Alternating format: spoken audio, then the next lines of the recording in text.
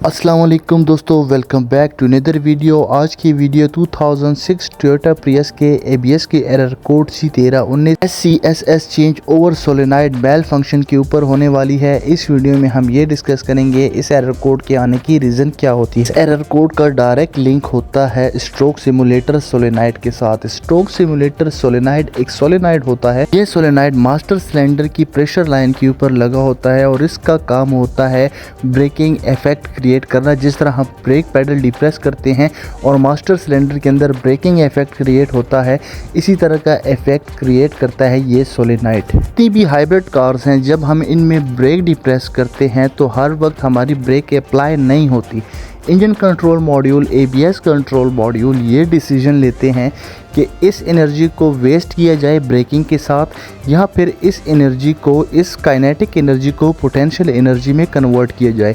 तो इसके लिए कभी उसने ब्रेक को अप्लाई करना होता है, कभी उसने उस प्रेशर को वेस्ट करना होता है और ब्रेकिंग इफेक्ट क्रिएट करना होता है, जिसके लिए मैन्युफैक्चरर ने इसके अंदर स्ट्रोक सिमुलेटर यूज़ किया हुआ है। इस एरर कोड के साथ आते ही हमारे पास 3-4 किस्म के इन्फो कोड्स होते हैं। आप देख सकते हैं 71, 72, 73 एंड 74, जिसका पर्पस होता है हमें ये बताना कि हमारा जो सोलेनाइड है, इसकी जो वायर है वो पॉजिटिव के साथ शॉर्ट हो चुकी है, सोलेनाइड ओपन सर्किट है या फिर शॉर्ट टू ग्राउंड है।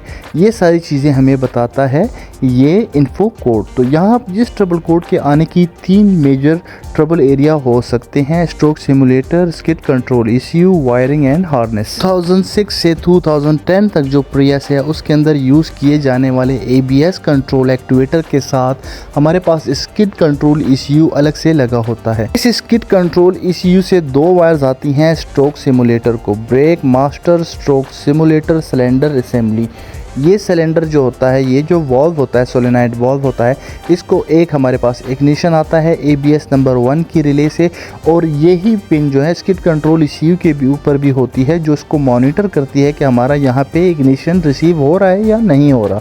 और दूसरी जो वायर होती है वो उसको स्विचिंग कराती है इस स्ट्रोक सिमुलेटर को, वो भी जब ज़रूरत होती है तब। स्विच ऑन करके जब भी हम स्ट्रोक सिमुलेटर की BSR इस 1 नंबर की पिन को देखेंगे तो हमारे पास इग्निशन वोल्टेजेस आएंगे 10 to 14। जितने भी हमारे बैटरी वोल्टेजेस होंगे इग्निशन के, वो हमें यहाँ पर इग्निशन स्विच ऑन करते ही दिखाई देंगे। और स्ट्रोक सिमुलेटर की दूसरी जो वायर है BCSS, और ये वायर जब हम स्किड कंट्रोल ECU के ऊपर देखेंगे तो यहाँ पे हमें ये SCSS के नाम से दिखाई देगी।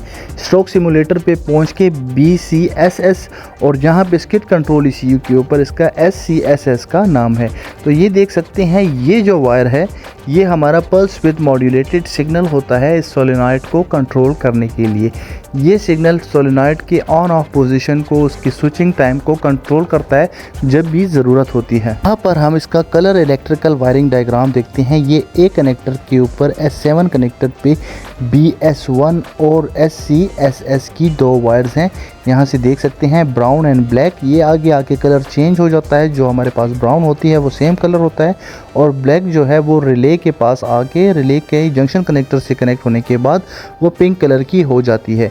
तो पिंक हमारा जो 1 नंबर पे होगा, ये होगा हमारे पास इग्निशन, और हमारे पास जो SCSS की वायर है यहाँ पे देख सकते हैं, ये है इसका कनेक्टर व्यू। इस कनेक्टर की 13 नंबर की जो पिन है ये होगी हमारे पास SCSS। यहाँ पे आपको स्ट्रोक सिमुलेटर दिखाई दिया जा रहा है। यहाँ पे लगा होता है हमारे पास ब्रेक स्ट्रोक सिमुलेटर सिलेंडर सब असेंबली। ये होता है हमारे पास स्ट्रोक सिमुलेटर। ये सिमुलेटर जो होता है ये वर्किंग करता है, ब्रेकिंग इफेक्ट क्रिएट करता है। और हमारे पास स्टीयरिंग व्हील के पीछे जो आपको दिखाई दे रही है, ये है हमारे पास स्किड कंट्रोल ECU। यहाँ पर हमारे पास स्किड कंट्रोल ECU का मास्टर सिलेंडर से लेके व्हील्स तक का जितना भी इंटरनल स्ट्रक्चर है, जितने भी उसके स्विचिंग हैं, जितने भी उसकी पाइपलाइंस हैं, उनका इंटरनल सिमेट्रिक हमारे पास यहाँ पर है।